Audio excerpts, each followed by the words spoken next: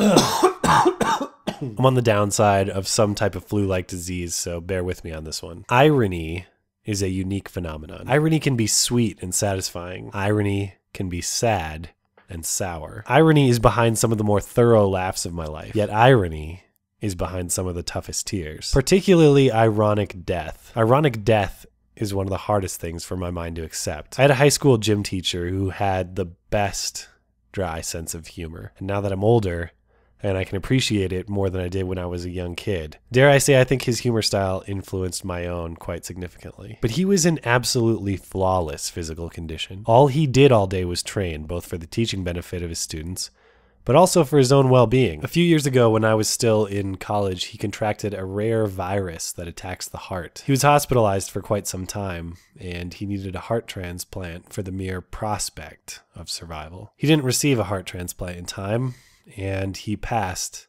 I believe, before his 60th birthday. The man of probably the best cardiovascular health I know died from a cardiovascular virus. It's that type of irony that makes my eyelids twitch in frustration, that makes my fists clench in anger, that legitimately and severely damages my very perception that the world is ultimately a just place. I've not known clinical depression in my life, at least to my knowledge, but the flavors I've tasted have often been related not just to tragedy, but ironic tragedy. Irony is a potent catalyst for despair, but not solely. Irony is also a key ingredient to some of the greater laughs I've had in my life. And I don't just mean haha, that joke is funny type laughs. I mean the deeper, longer lasting, satisfying comedy that comes with ironic justice served ice cold to someone thoroughly deserving. The hyenas killing Scar, Vader killing the Emperor, Hector Salamanca killing Gus. That type of poetic justice that is often so satisfying there are no words necessary other than a sincere.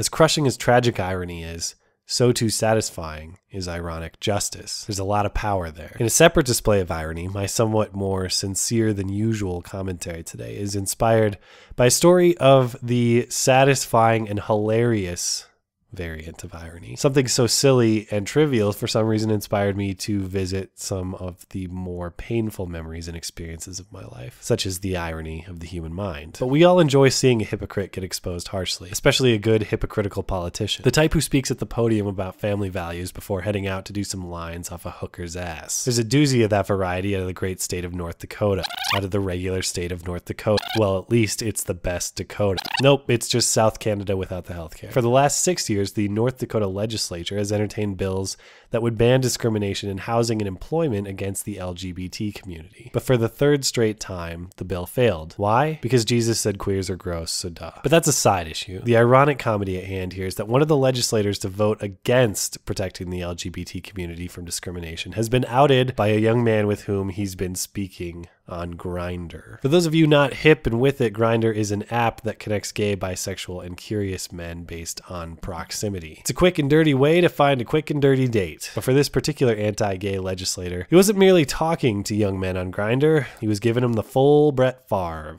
go along. The fact that a man sits in the capital of North Dakota voting against legislation that would protect people like him from unjust discrimination, all the while sending pictures of his penis to other men for them to evaluate as a potential pleasure stick, is a nice ironic sundae on its own. Vanilla ice cream, chocolate sauce, hilarious and satisfying. But the cherry on top of this ironic sundae, all of this is the story of State Representative Randy Boning. Randy Boning. You cannot be serious! That's right, anti-gay legislator Randy Boning is on Grindr, looking for random boning. That's the power of irony, people. It's both a soul crusher and uplifter. It's my hope that this little bit of ironic comedy brightens your day and that Randy Boning is now free to bone Randys for the rest of his days. Thanks as always for listening and for supporting this series. Always appreciate the thoughtful discussion in the comments section and on Twitter at skag_3. If you have personal examples of either ironic justice or ironic tragedy, I'd love to hear them. Give me a shout. Okay, thanks. Bye.